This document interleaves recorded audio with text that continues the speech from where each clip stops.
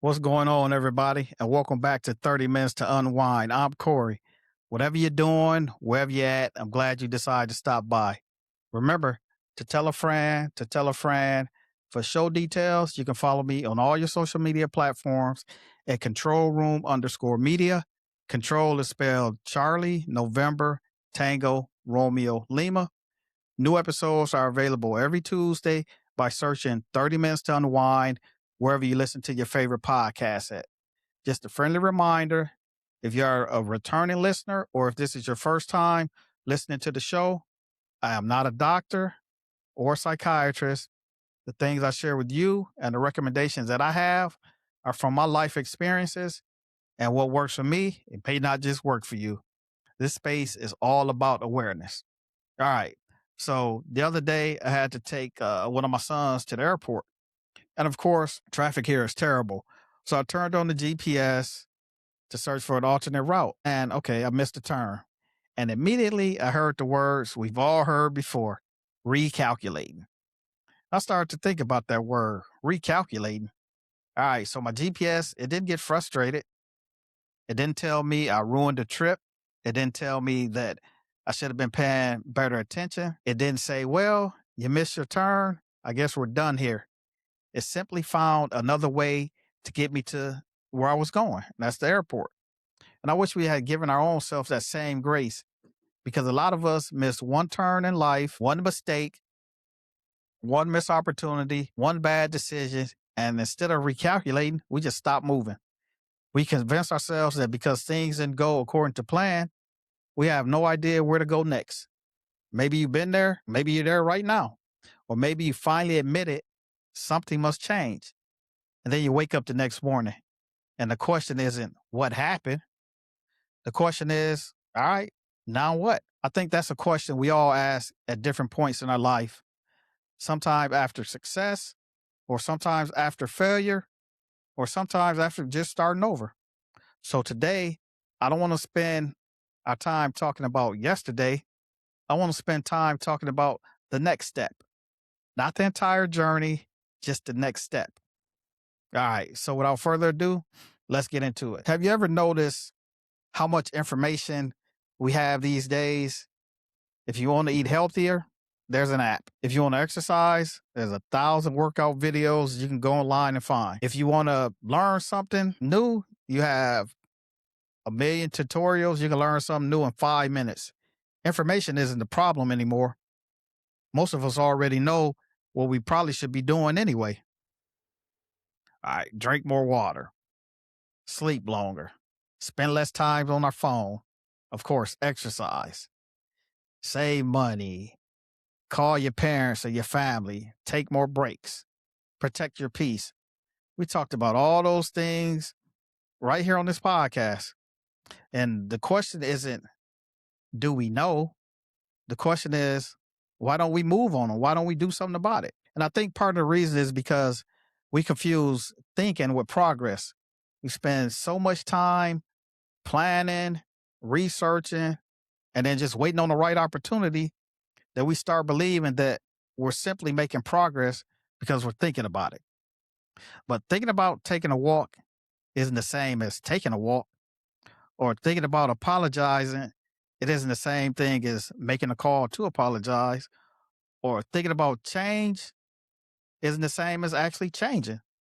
Sometimes we wait because we're looking for motivation. And here's something I've learned. Motivation, yeah, that's a great visitor, because motivation, it comes and goes. Some days you feel like, okay, I'm motivated. And some days you feel like you're not motivated. And if your progress depends on feeling motivated, your progress will always be unpredictable. Real change usually begins when something with something much less exciting. A small decision, something small, nobody applauds, nobody posts online, just something quietly. I'm going to take one step today, one ordinary decision repeated enough times that it becomes your new direction. All right. I want you to think about this today. Maybe even answer it out loud if you're sitting by yourself. What's one thing you've been saying you're going to do, but you've always been waiting for the perfect time to start? Not 5 things, Just one thing. So just keep that answer in mind and we'll come back to it later on.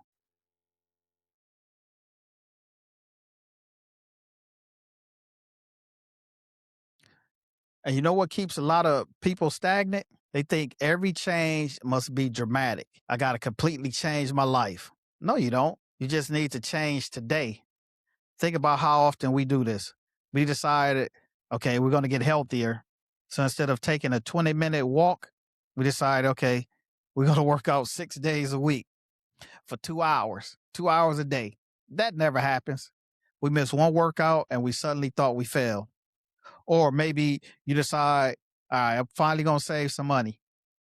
Instead of putting away, like, I don't know, dollars, $10, $20 a week to convince yourself, you convince yourself you must completely reorganize all your finances before you can even begin. We make change feel so overwhelming that we never get started. I want to imagine, like, okay, climbing your stairs in the dark.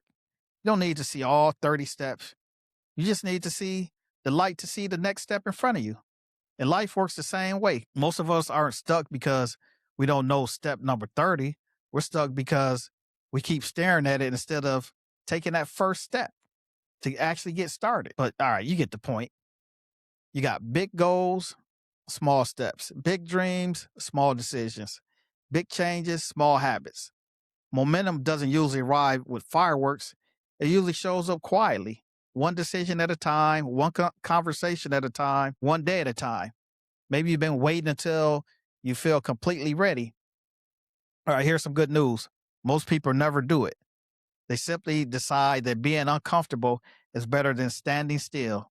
And that's where I want to leave you before we head into the second half of today's conversation.